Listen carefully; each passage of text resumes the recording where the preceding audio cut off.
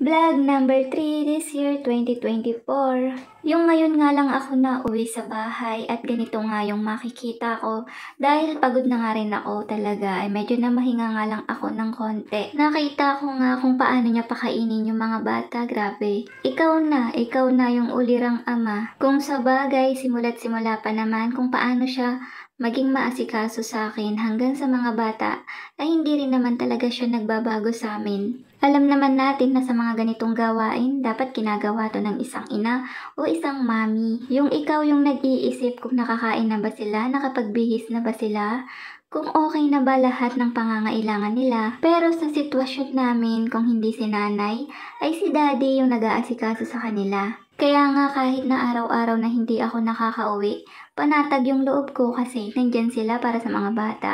Kaya nga sobrang thankful ako kay God kasi nandyan sila palagi. Ginagawa nila yung dapat na ginagawa ko.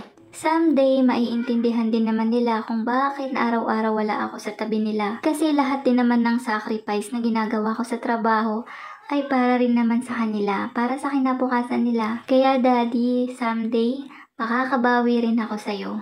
Kaya nga hindi ako tumitigil mangarap at hindi rin ako tumitigil na gumawa ng paraan para mabago lang yung buhay na meron tayo. Gusto ko kasi balang araw, yung tayong dalawa na palagi yung nasa tabi nila, yung hindi na tayo umaalis, yung hindi na tayo kinakapos. Hindi ko naman hinahangad na sobra-sobra yung blessing na pinapangarap ko, pero gusto ko yung sapat lang talaga lahat. Yung mapupunan namin lahat ng pangangailangan namin. Yung hindi na namin kailangan pang mahiwalay sa mga bata. Kasi nga sabi nila, 'di ba, sulitin natin yung pagiging bata nila. Ang bilis lang kasi ng panahon, bukas makalawa mga binata na yan. O kaya dalaga na yan. Hindi natin namamalayan na hindi pala natin sila nakasama sa mga oras na naging bata sila. Sobrang mahal na mahal ko kayo kahit na hindi ko man yun madalas na maiparamdam sa inyo. And tandaan nyo palagi na para